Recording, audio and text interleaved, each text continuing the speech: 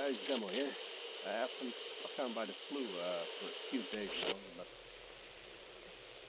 thankfully because I record every episode a few days in advance, should be able to update everything on time, and hopefully I should be able, I should be recovered from the flu by the time I need to record new things.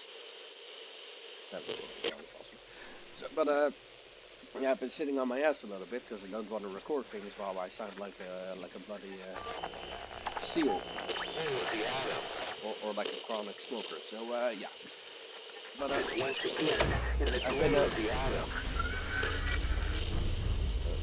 now loud is going to be in the recording.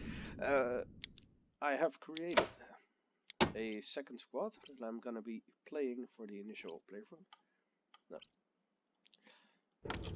Demo is I gave him pretty much the same appearance as last time over, and yeah, I'm going to go with the changes with you guys because I'm not going to be playing him the same as the one in the initial group. The focus is still going to be on skills and being the leader in the group. Where it's going to be changed. The change though is going to be located in the perks and playing styles. Considering I have changed the weapon from submachine gun to heavy weapons, he has more range and also has less of a need to get up close and personal with people. Now for the skills, I'm going to be focusing on the heavy weapons. Brong is his backup weapon. I noticed that on Olaf it works pretty nicely, so I'm hoping it's going to do the same thing for Demo. He is going to give leadership for that to hit bonus to the rest of the teammates. Where is weaponsmithing? We are going to give him smartass for radiant personality, so that doubles his charisma of 8 to 16 with regards to NPC recruitment. Actually, I don't know if we need that, but I have the feeling that your charisma influences how people talk to you, but I'm not entirely sure if it does. But in this case, I think I'm just gonna go for, sounds like it makes sense. So maybe they did that, maybe they didn't. I guess we'll find out. And we're going to give him barter. So he's and for perks he's gonna get both these. This one is just you're gonna get, I think, 20-25% more scrap for your junk, and that's most of the times the majority of our income. So that's just gonna be flat more income. And this is, I think, if you look into boxes and stuff like that, you have a chance to find more scrap. So that's also just flat out more income. So that's going to be hold on, did I get everything? So that's this one I'm not going to level completely, so that's 1, 2, 3, 4, 5. Yeah, we're going to focus on 5 skills, and I'm going to be doing that thanks to a high intellect, so he's going to have 4 skill points per level. But he's also going to have delayed gratification. So the first initial 10 levels he's going to have 1 skill point less, and then we're going to get 1 more. So that basically means is that he's after level 10 he effectively has 10 intellect with regards to the skill points. So and I looked at Rose, who's in my current playthrough is I think she has about 5 skill points completely maxed out, and I'm slowly starting on the 6th one, I think, because I got 4 maxed out and chewed to about 6-7 points. So I think maxing out 5 skills and having some points left over for something else is, I think, pretty viable. So we're going to go for that, and that's going to be his role. Now for our second ranger, we're going to have Daisy McIntosh. I think she has pretty cool appearance with that gas mask. Hey, wait a minute, that portrait isn't accurate. Let's see. Huh, okay, that's weird. Okay, at least now our portrait suits the character model. Tiny things like that always bug the living crap out of me. Right, so let's take a look-see here. How best can we describe her playstyle? I think it's going to be pretty identical to how Demo played out. At least combat-wise, because she's going to have SMGs and blade weapons. She is going to have the abilities on the alarm disarming and the first one, tactical repositioning from perception. So that means that she runs in, she hopefully gets some rear shots, and then her rear shots are going to do 25% more damage. Whack-a-mole means you get higher accuracy on things in cover and stuff like that, and that I found that to work really well for demo, so I hope it's going to work wonders for her. Let me check and see. For the advancements, I think we're going to get, if memory serves, 1 point in strength, 2 on speed. So our action points are going to go up, and our combat initiative is a bit lackluster at the start, but should also go up. Her evasion is going to go up and stuff like that. So it's all going to be really good. She is going to have a very high luck, so hopefully we get some mileage out of that. And we're also going to be focusing on kiss ass for silver tongue, because that just means that you have, I think it was 5%. It was either a 5% discount when you sell stuff or when you bought stuff, but it just means that you get can buy more stuff. So I figured that would be a nice go to go with the perks on demo. This means we have more stuff and we have more leeway to get the gear that we need.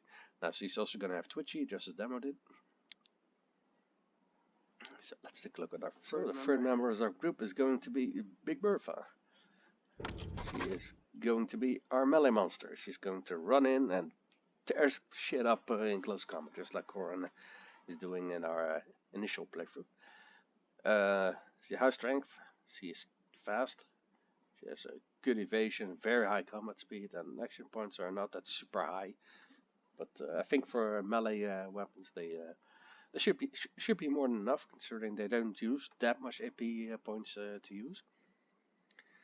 Now, like I said, for her main weapon is going to be bladed weapons, considering she's going to focus on sword and the like. For skills, we're going to be focusing on brute force, hard ass, and demolitions. And demolitions is just going to be a thing on the side of it, because like I said earlier with Daisy, for intellect you only get 3 skill points, and like I noticed with Maria, and maxing out more than 3 skills is kind of a problem. So bladed and brute force and hard ass, these really complement the melee build, because these give you a chance to stun with melee attacks, and this one gives you AP points after a kill, which as I noticed, well, I didn't notice it on Koran, but I got the stuff, and I think Dallas on the top of my head, my medic in my initial playthrough, that is really bloody nice.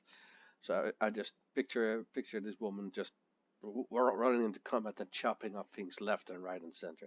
It's gonna be glorious. Another perk that we're gonna get is improvised explosives. So if she disarms mines and stuff, like, we get a chance to get some explosive out of it. It proved to be pretty worthwhile. With Olaf in the previous playthrough, we're not gonna get a beginning these others do. I mean, having explosive to get rid of cover it's useful, but I don't notice myself doing it too much in the in our playthrough. So yeah, getting more range on your grenades might be nice, and this increases the AoE from explosives. So I might get it, I might not. I'm not entirely sure yet. Yeah, let's go to the quirk. We're going for thick skinned, because I got that on I think it's Maria, at the top of my head. Our sniper from our initial group, and it is completely fucking wasted. So I hope it's going to be a better fit on a melee character. Alright, our medic this time over is going to be Sam Daniels. It was a little bit of a messed up face, but that's alright. Alright, he is going to be focusing on assault rifles and blunt weapons. I mean, he's a medic and a surgeon, so I imagine that he knows the best places to apply some force to break things, which is kind of sadistic when you think about it, but on the other hand, it's super effective. So, you know, if it works, it works.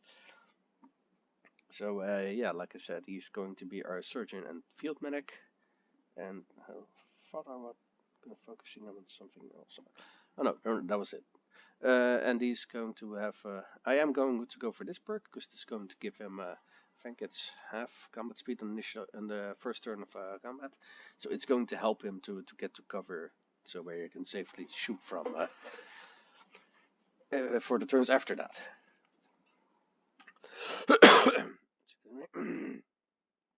So for perks, I'm going for full metal, and for gunner, I am skipping melee shooter because I noticed on a first playthrough that you really don't need it. I'm getting both of these. Stimpaks is that just that flat 2% heal every turn is amazing. On the mat is just 10% more use out of your medkits, which is also pretty damn amazing. And for quirks, I am going for, where are you? Mesophobic. So 25% more benefit from healing items on others, but you can heal yourself. Now, that inability to heal yourself might bite me in the ass, but on the other hand, he's going to be an amazing medic. So I'll probably have to like invest 1 or 2 points on other people to make sure that they have a backup medic of some kind. So yeah, this is going to be our squad for our second playthrough. I'm really stoked about the squad actually, but I think I want to complete the game first before I start on the second playthrough. But I might learn some other things along the way, which completely invalidate some of the things that I've done here, and that's okay. I'll probably discuss my squad in the first episode before I started, so that's going to be fine. So I want to thank everyone for tuning in. See you guys next time. But I don't sound like a drunk seal.